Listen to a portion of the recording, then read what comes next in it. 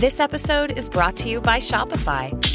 That's the sound of switching your business to Shopify, the global commerce platform that supercharges your selling. Harness the best converting checkout and same intuitive features, trusted apps, and powerful analytics used by the world's leading brands. Stop leaving sales on the table. Discover why millions trust Shopify to build, grow, and run their business. Sign up today for your $1 per month trial period at shopify.com/tech23. Hold music. You want to avoid it, and so do your customers. So say goodbye to hold music and hello to faster, smarter support with Salesforce. Make service more personal and agents more productive using built-in trusted AI. Then watch costs and wait times drop and satisfaction soar. Support customers in a whole new way with Service GPT. Learn how at salesforce.com/service GPT. Hey guys, welcome to this week's podcast episode. I've got a really fantastic guest today, Eric McHugh. He's the Chief Growth Officer and founder at ShopX Labs. We're going to find out all about the work he's doing, and he's got a really interesting story. He's got an IQ of over 40. He's got chess and so many different interests, and I'm happy to welcome him to the show. It's going to be a fantastic conversation. So, Eric, welcome. Thanks, Chris. I'm really looking forward to being here, man. Yeah, I really enjoy networking and connecting with individuals such as yourself and kind of on the cutting edge of thought leadership. And so kind of set the stage, your background, what you do, and we'll dive right into the convo. Very nice to meet everyone. My name is Eric. I'm 30 years old. I'm blessed to be living in beautiful Southern California right now. My main hobbies are chess, Muay Thai, reading, anything under the sun, meditation. I just got back from a 10-day meditation Vipassana retreat in Noble Silence in Joshua Tree. That's a highly transformative experience. I recommend everyone check it out. In terms of schooling and work experience, I went to the University of California, Irvine. During that time, I interned in Washington, D.C. at the Capitol as a government affairs consulting intern. And I also interned as a project manager in Barcelona. My first real job, as well as I helped my brother do some dark matter research at Carnegie Mellon. So that's pretty fun, honestly, not gonna lie. In terms of first real job, my first real job out of college was at Snap Inc. And I was helping optimize their ad algorithm to make that sticky.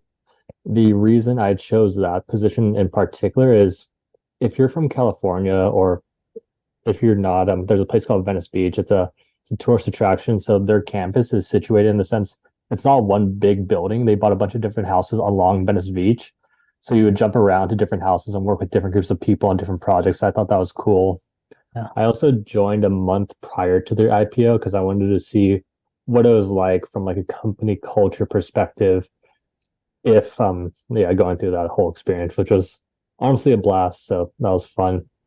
Yeah. After that ended, I decided to get like a full 9 to 5, just cool sounding job. And so that's where I ended up as a bankruptcy consultant for Fortune 500 companies, such as like Washington Mutual.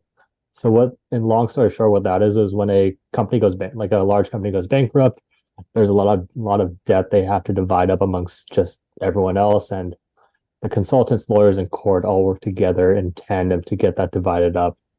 And at that point in time, I started my cryptocurrency journey. So I was just researching Bitcoin. I think it was like 2016. I was like read the white paper, every single podcast, like Saifedean, Steph Levere, Andreas Antonopoulos, Richard Hart. I would listen to as much content as I could. Shout out Caitlin Long. So during that time, I was really getting into Bitcoin. Me and my friends had one's at Coinbase, one's at Kraken. We had a text group where we'd send each other like tweets, interviews just to listen to. We were learning as much as possible. So that the whole ethos of Bitcoin, meaning no rent seeking, it didn't really go well with my consulting job, because essentially as a consultant, I was paid by the hour by the firm. So and then they would bill out the company, which is the client. So in turn, I was taking longer than I should have, in the sense like I would do Excel work. I check it twice, 3 times, because if I were billing out to the firm, they're billing out to the client. They were happy. But unfortunately, in that situation, we were really just kind of taking money from the mom and pop who kind of earned that bankruptcy money. And to give your listeners a structure on like a bankruptcy, there are different tiers of creditors, meaning like people get the money first, second, third, fourth. And obviously the little guy is always the last to get paid. So that didn't really align with the Bitcoin ethos, so I decided to wait till my bonus. I quit without not a plan or anything because I'm just like, okay, cryptocurrency is the space I want to be in. Started going to cryptocurrency meetups in my local area. I attended one hosted by Crypto Wendy O in Long Beach. I think she's like the most famous female influencer in crypto, whatever that means. I don't know, but it was her event. I met the original ShopX team. And then from there, we started so ShopX has been going on for a while, but we started a SaaS platform as well. It was called Paul and Lee CartRev. What that did is it replaced affiliate codes for e-commerce brands. So if you're an e-commerce brand, you're on Shopify, you can download our app, then you can upload our products to a large database, and then any user on the app can add any product they want to a singular link. So for example, if I like this Nike shoe, Adidas shirt, Reebok shorts, I could add them all to a link, and then you as my friend, you can purchase from that link in less than 4 clicks, and we kept it native to Instagram, so that really increased conversions. At its peak, that had over 100 different Shopify stores using that, and that all ties back into ShopX because, of course, learning to deal with Web2 brands and like the whole SaaS platform model really it was a great learning experience. So when you think of ShopX, ShopX is one of the projects I'm working on. The other is Dating.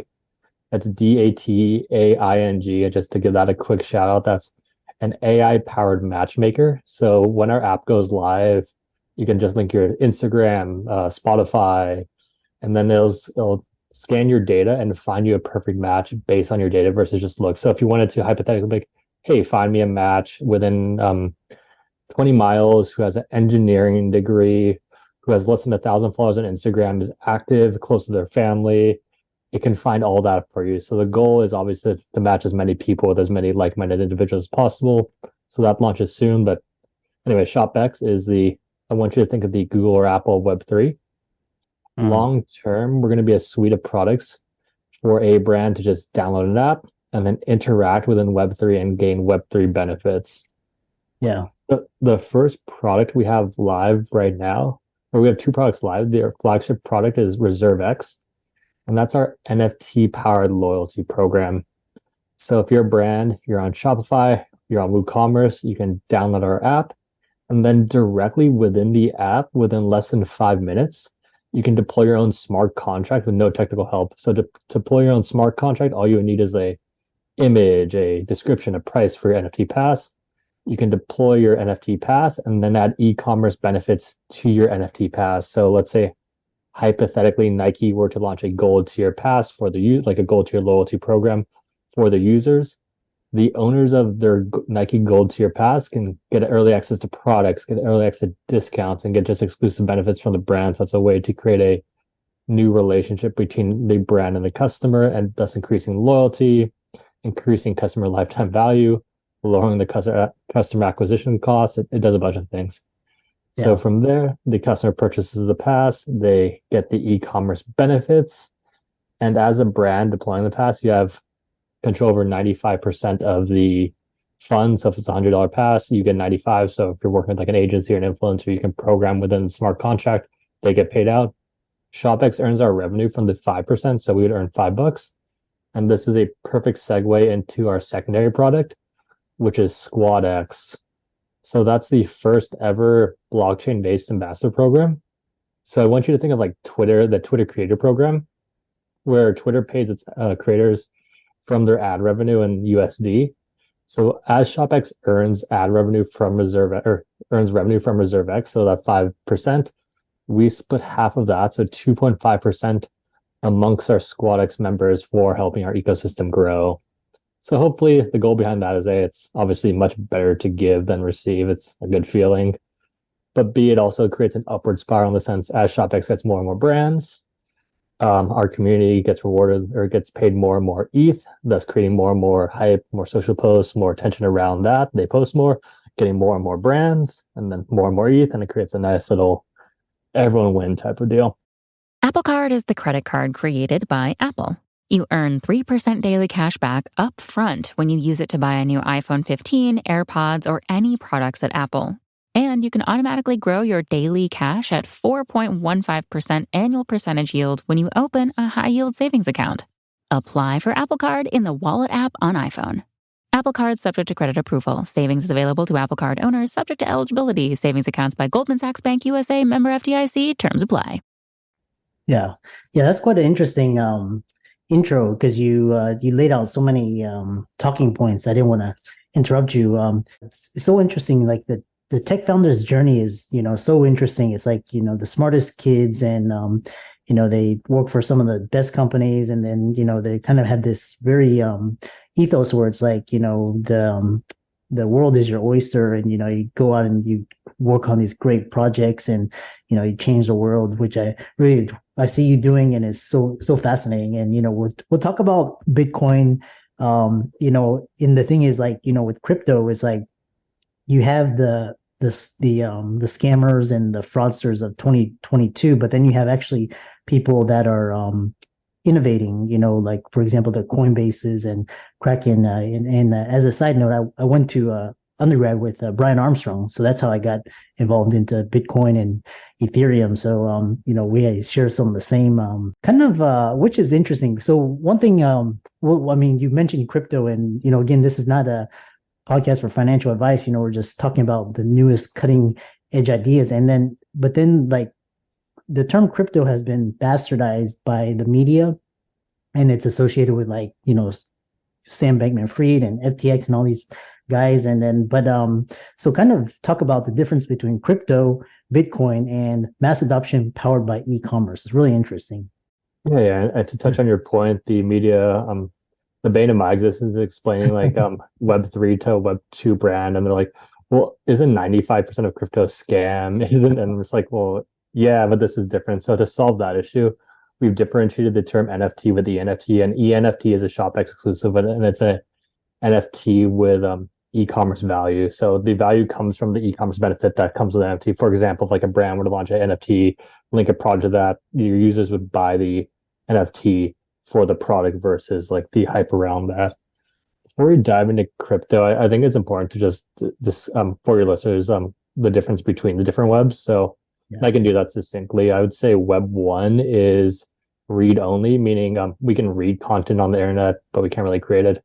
Web 2 is you can read and you can write. So think of Instagram, think of YouTube, think of Facebook, think of like Twitter, where it's like either of us could create content, either of us could read each other's created content, but we don't own the content. The platform owns the content, and we're starting to see all the issues that come with that, whether it's just like Facebook selling your data to literally everyone, or people getting canceled left and right for no particular reason. Yeah.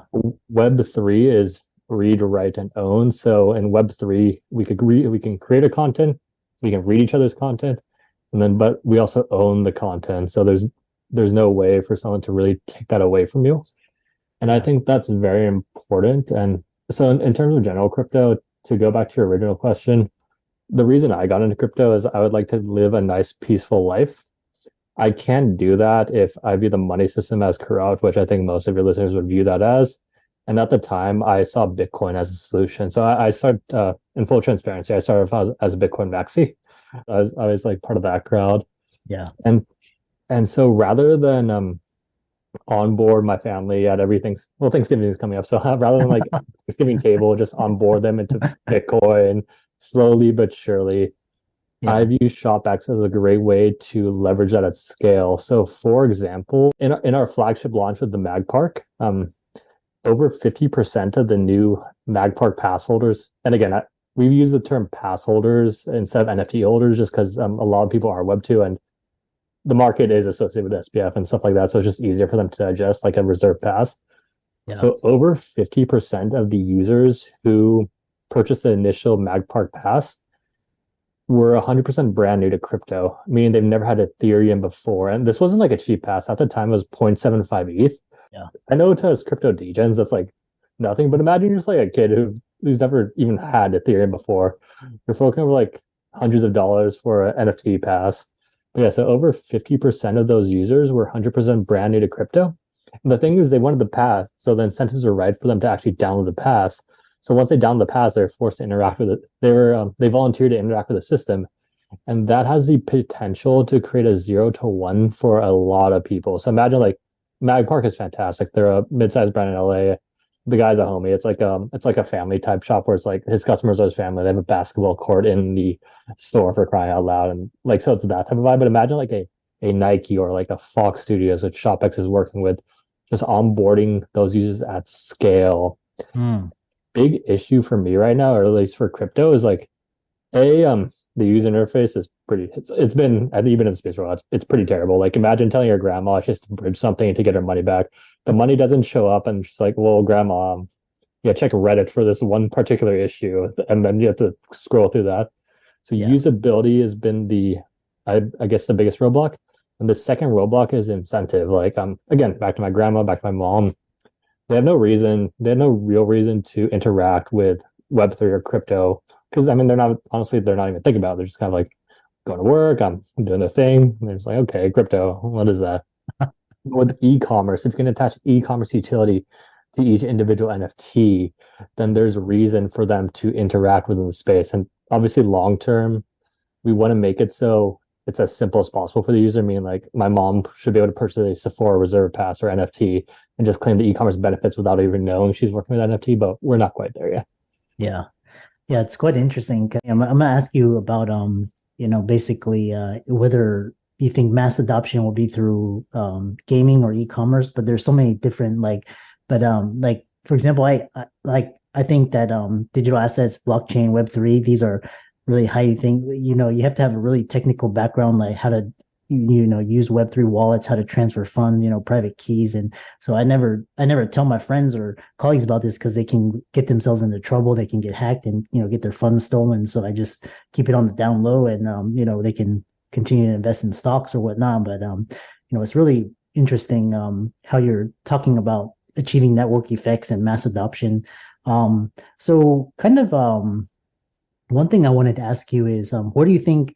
I have to ask all tech founders this is, where do you think AI plays itself? Because now it's inserting itself more into the conversation every day.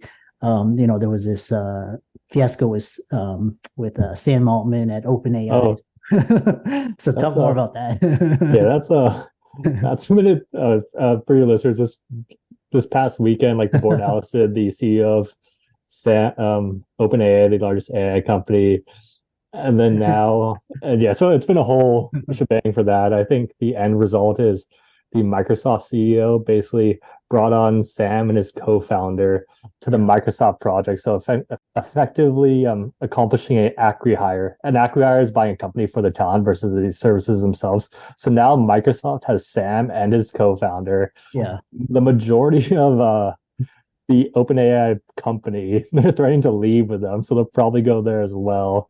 And not only that, is since Microsoft is involved with OpenAI, and again, don't quote me on this, I'm not like a lawyer or anything, but they also have access to some of their software. So I think Microsoft walked away as the big winner. In terms of AI, to me, all technology is it's completely neutral. Blockchain as well. Whereas, however people want to use it, it's gonna be bad, it's gonna be good, it's gonna be beauty's in the eye of the beholder. I view AI as a beautiful way to connect people. That's why we're so passionate about the dating app, because if you're on dating apps, to be honest, they're crap. And the reason is the top 5% get access to everyone. No one else gets anyone. And it's all physical based, meaning you look at one picture, swipe left, swipe right. Where this, you can match people based on actual interests. And as that app gets more and more users, it'll get smarter and smarter and better at matchmaking. So that's going to be fun to watch. But in terms of general AI, I just view it as a tool to be leveraged. Like, for example, I know some of the best coders I know, they're cranking out code like no other using it. So I think it's going to be a tool to leverage. I can personally produce tons of content using AI and just test out a bunch of things. So you can do that at scale.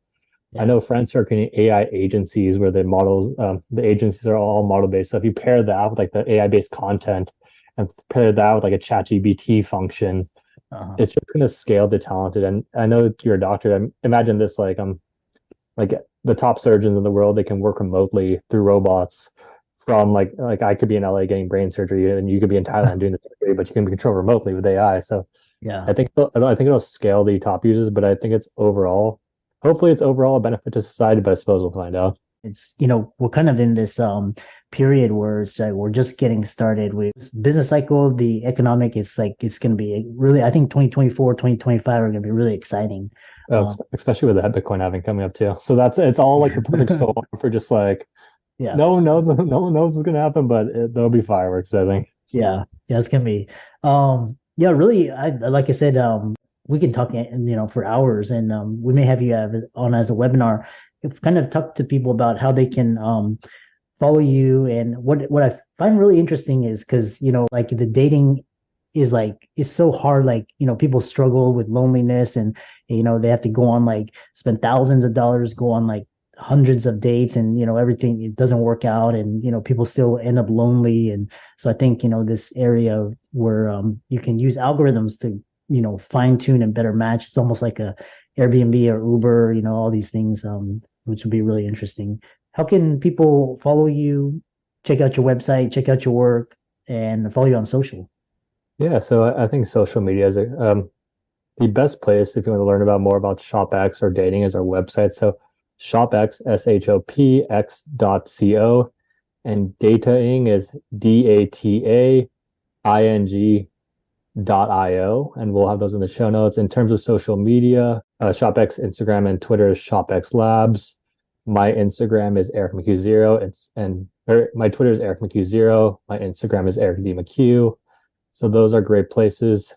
I'm happy to discuss either. If you have any questions about AI, or any listeners have any questions about either AI or Web3, just shoot me an email at eric@shopx.co for Web3, eric@dating.io for AI. And then I personally love onboarding people in technology, so I'm happy to answer any questions you have. But I think those would be great spots. Just like website and socials is usually a great bet. Yeah. Fascinating conversation, and it's very rare that I get the opportunity to talk to founders. You actually remind me of Jack Dorsey, just like his path and all the work. All of Eric's resources will be in the links and show notes. Be sure to follow him, give him a like, thumbs up, check out all his websites. And with that, thanks so much for coming onto the podcast. Yeah, dude, Chris, thank you so much for having me, and I hope all of your listeners just have a wonderful life.